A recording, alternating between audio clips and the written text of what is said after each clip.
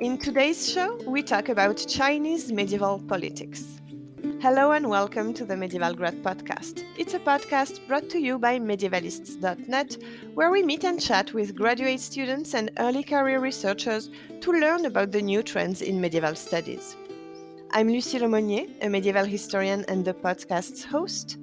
And today I'm talking with Soojung Han, a PhD candidate in East Asian Studies at Princeton University. Hi, Suji. Thank you very much for being here. Hi, Lucie. Thank you for having me here today. So first, tell us what sparked your interest for the Middle Ages. Well, this question definitely takes me down memory lane. For me, when I think about my journey, really all started when I was in high school. I had always found a particular affinity to history, with it being my favorite subject in school ever since I can remember. But it was in high school when I got my first taste of sageuk, which in Korean means historical dramas. When most people think of K-dramas, they probably think of the popular modern romantic flicks. Yet for me, dramas of the historical kind were my cup of tea.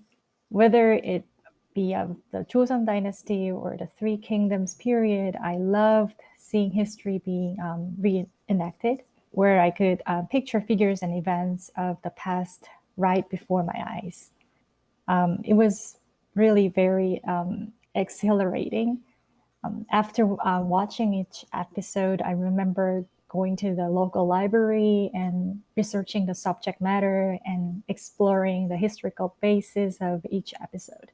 This interest soon spread with my breadth of historical interest expanding to other countries around the world, including Japan, Greece, Egypt. But what really caught me interest above all else was Chinese history. And amongst those stories of the past, what appealed to me the most was the happenings of the middle period of Chinese history. It's a period which oversaw the rise of cosmopolitanism, the birth of prototype of the modern concept of nation state, and the transition from the early to the modern period. It's a period where you can see humanity adapt to increasing communication and globalization, interactions amongst several different groups of peoples, and the clash and mixing of cultures gave birth to exciting, intriguing stories that captured my imagination. Hmm. It's very cute. I was, watching TV and then researching at the library. It's already, kind of the work of the researcher and of the historian was there. It's very nice. So, Sujang, your research focuses geopolitics and identities in North China in the 9th and 10th century, which is, to be honest, a topic on which I have absolutely zero knowledge. And I apologize for that. And for our audience, you might be much more knowledgeable than me on that topic. So, could you paint a broad picture of what was happening in North China at that time? Mhm. Well, my current research project covers all over China and Inner Asia in the 9th and 10th centuries. It does have a particular focus on North China. Towards the end of the 9th century, the Tang Dynasty, which had lasted for over 3 centuries, was coming to a close. During this period of time, with the collapse of the Tang Dynasty, militant groups developed power and held influence over all of China. To the north stood the five dynasties, which were five sequential dynasties, while 10 regional kingdoms stood to the south. Bequeathed the remains of the collapsed Tang Dynasty, this often called Five Dynasties and Tang Kingdoms period is known to have been one of the most chaotic periods in Chinese history. Due to the hectic nature of this period, there has not been much attention given to this period of time, and much existing research about this period follows traditional historiography and maintains the hegemonic status of the five dynasties over their neighbors. This perspective has been crucial in maintaining a continuous dynastic history of China. However, my dissertation questions such hegemony of the five dynasties. Instead, I find that it is crucial to look at the entirety of the region, including Inner Asia. So I place these five dynasties back into the post-Tang world of uncertain power and diplomacy that involved not only the Tang kingdoms, but also other border polities, including the nomadic superpower of the Liao. And by breaking down this elusive barrier of the frontier zone, the Sino-Inner Asian perspective stands in stark contrast to the established Sino-centric paradigm of the five dynasties and ten kingdoms, and I believe reflects the reality of the time when peoples and the states of different cultures and identities heavily interacted with one another. In other words, it is crucial to view this period of time as one integrated trans-regional history and situate China within an interconnected multicultural and multi-ethnic Sino-Inner Asian world. So, more specifically, your dissertation looks at the identities and states of the Shatuo Turks. Who were they? The Shatuo Turkic people, whose name means sandy slopes, originated from western Xinjiang in Inner Asia as one of the tribal groups of Tujue, a steppe confederation of the Turkic people in Inner Asia.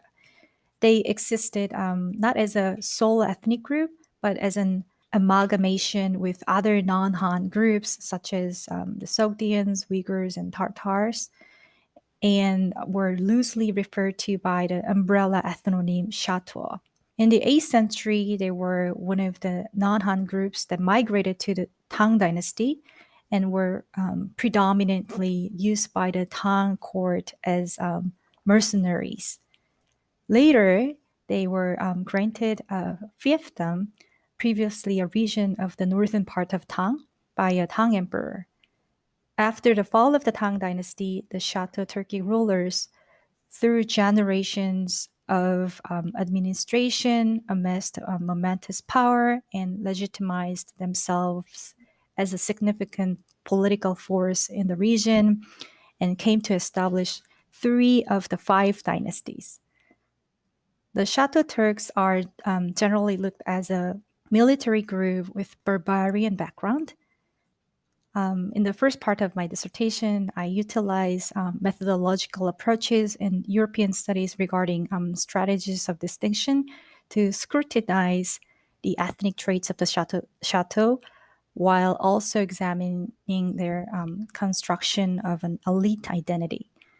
Through this elite identity, which observed unique practices such as merit over blood, Chateau family secured their reputation as a military powerhouse and cemented their legacy as charismatic rulers over Middle Kingdom, aka China, for over 50 years. How would you characterize the relations between the Shatuo Turks and the surrounding kingdoms and dynasties? This period is often called the Five Dynasties period, and I mentioned before, much existing research about this period follows traditional historiography and maintains the hegemonic status of the Five Dynasties over their neighbors. My analysis of excavated materials, paintings, various documents, and diplomatic exchanges between the five dynasties, the Tang kingdoms, Liao, and even Korean kingdoms reveal a different reality. The diplomatic exchanges indicate a delicate power sharing structure among three equally powerful poles caught in a triliteral tug of war, rather than a unipolar hierarchy between the hub and its periphery. In other words, I argue that this period oversaw a tripolar hegemony where the Shatuo Turkic dynasties shared power with two other states. The Shatuo Turkic dynasties were able to sustain diplomatic parity with Liao, the Khitan nomadic state to the north, in part due to their nomadic identity, and southern Tang, one of the Tang kingdoms, enjoyed a fairly equal diplomatic relationship with Liao and the Shatuo Turkic dynasties. So I'm wondering also how these states with different cultures and background practice diplomacy between themselves? These imperial families definitely had a acute awareness of their own identities and the identities of the ruling families of other states. Much like today, you see similar concerns about where imperial families are conflicted about their own identities, struggling to resolve dual and or multiple identities they identify with. Yet, I wouldn't say that ruling families treated the ruling families of other states any differently just because of their ethnicity. More importantly, what is quite interesting is that people of the time, although aware of their different ethnic identities, were also quite accepting of different peoples and cultures. Take, for example, of Shatuo Turkic ruling family. They were acknowledged and accepted by surrounding courts as legitimate rulers of the five dynasties. Further, take the example of the nomadic superpower Liao to the north in Inner Asia. The Liao dynasty was founded by the Inner Asian nomadic Khitan group for a very brief period of time, for around 3 months. The Khitans came and conquered one of the Shatuo Turkic dynasties. When the emperor of Khitan Liao came to the capital of the five dynasties, he was accepted with open arms by the court of the five dynasties. What's even more telling was that Han and non-Han peoples were wearing ceremonial costumes of their respective cultures, all came together to celebrate the crowning the Khitan emperor. This period oversaw a Sino-Inner Asian society that was aware of and accepted the mingling of diverse ethnicities and culture. It was only really after the fall of the five dynasties, during the Song dynasty, when you start seeing a different portrayal of relations. Song literally makes snide remarks in the footnotes and appendix of the official histories. They characterize the Khitans and the Chateau as barbarians. Not only that, but a renowned Song scholar also even changed and muted the rhetoric detailing the exchange of delegations between the five dynasties and the Khitans. This diplomatic rhetoric is quite important to talk about the power balance between the two states. Yet, this Song scholar changes all the records to one word, saying the visits from barbarians did not deserve any attention. There is a definitive divide in the language used during the Five Dynasties period and the following Song Dynasty period when the histories were compiled. And so, what was the criterion to be called a barbarian? Um, I have to say it's based on their ethnicity.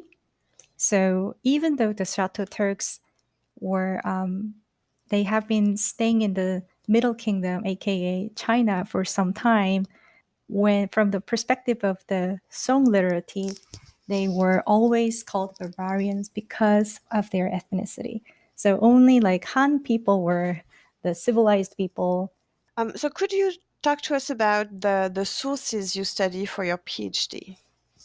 I examined various types of sources in my dissertation, including written history, portraits, stone inscriptions, and excavated manuscripts.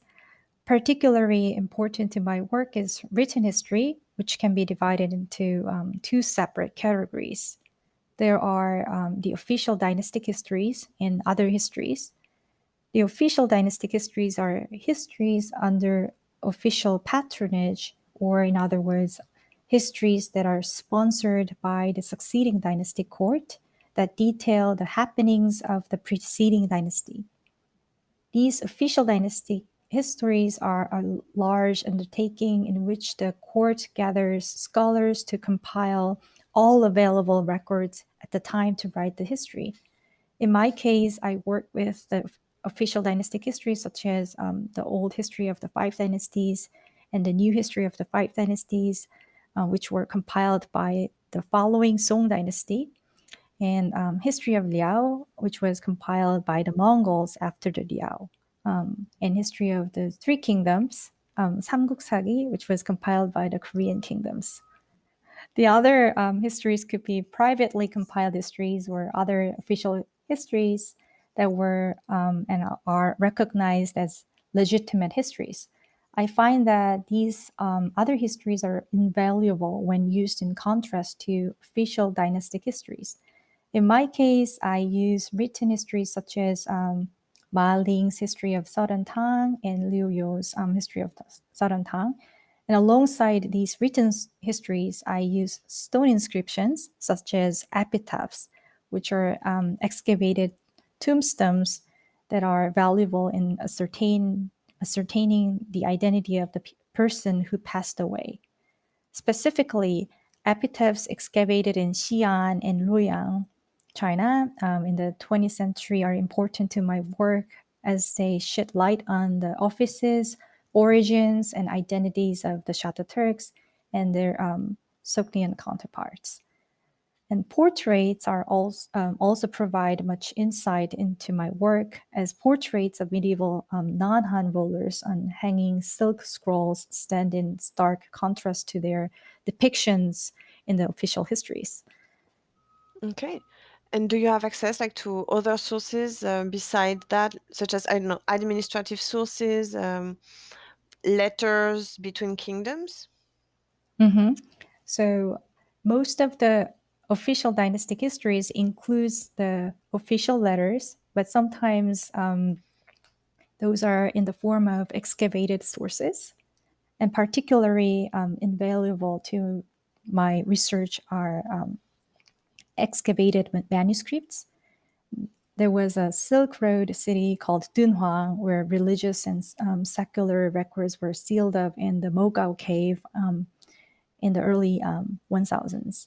These caves and records were rediscovered in 1900, and in the margins and between the folds of these rich finds are perfectly preserved records of communication between the states, individuals, unmentioned in the official records. I weave all these sources together to create my argument. I hope this answers your question. Yeah, and it's a lot of material. Yes. It's very impressive. About this excavated manuscript, were they sealed in the caves on purpose? Um, I have to say it's a bit difficult to answer that. Oh, Yeah. yes. Okay, sorry. In your MA and in recent conference papers, you've talked about the role of women in lordship and politics in northern China. Could you tell us a little bit about that? Yeah, of course. Much of my work with gender studies covers the early medieval period between 4th and 6th centuries. My research delves into the role of women, especially nomadic women, in court and society. Women in Chinese history are often overlooked, but they often played crucial roles in imperial politics, helping secure dynastic strength and also fashion the geopolitics of the time. So far, my projects have covered phenomena such as the intermarriages of princesses, which helped the forge alliances between the states, the dichotomy of Han and non-Han empresses and consorts, which helped in integration and rule over both Han and non-Han peoples, and coterminous empresses, which is when there were several empresses at the same time. This helped emperors borrow power from several women's families while also preventing the rise of maternal power. To give you a more specific example, recently, this past March, I presented my paper, Empress Dojolo, the Kingmaker, Identity Politics in Northern Qi, at the early medieval China group conference and had the honor of receiving in the inaugural graduate student award. This paper looks at traits unique to the Northern Qi dynasty and the role Empress Dojolo played in court. Specifically, I look at three traits of Northern Qi imperial family. They practiced a system of fraternal succession. Their intermarriage system for emperors and imperial princes resulted in overwhelmingly non Han empresses and Han princess consorts.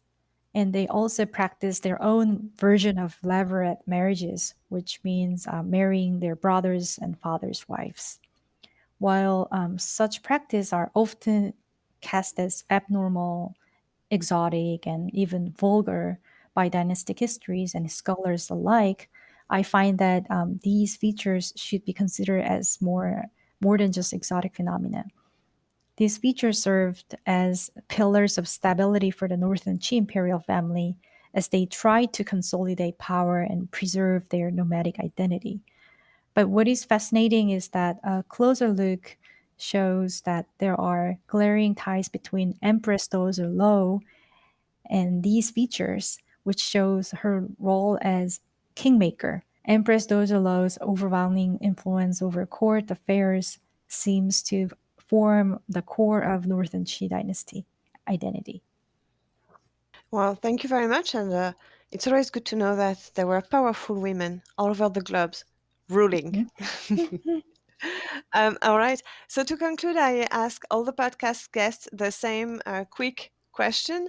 What advice would you give to a prospective grad student, someone maybe looking at doing a PhD in medieval studies? Um, it's quite fascinating that you asked me that. At Princeton, currently, I'm a peer coach for graduate students, helping them as Oh, they make their way through their graduate student careers. So I would love to sit down with them and answer all their questions. But to ask for one piece of advice, well, for those budding scholars who are interested in specifically in doing a PhD in medieval studies, I would want to encourage them to study beyond their region of focus. Currently, we are seeing a rise of this study of transregional and transnational history, which, frankly, in my opinion, was a long time coming. thank you very much, Soojung. It was lovely to have you here. Thank you. That was Soojung Han, a PhD candidate in East Asian Studies at Princeton University. You can find out more about her work in the show notes. Stay with us because the episode isn't over yet. Let's bring in Peter Konieczny from medievalists.net. Hi, Peter, how are you doing? What did you think of the interview? And now the conclusion. You are listening to the Medieval Grad Podcast brought to you by medievalists.net. If you want to support us and this podcast, you can subscribe to our Patreon, patreon.com/medievalists. You can get a lot of great benefits on Patreon, including being able to hear this episode early. We love doing this show and we really appreciate your help.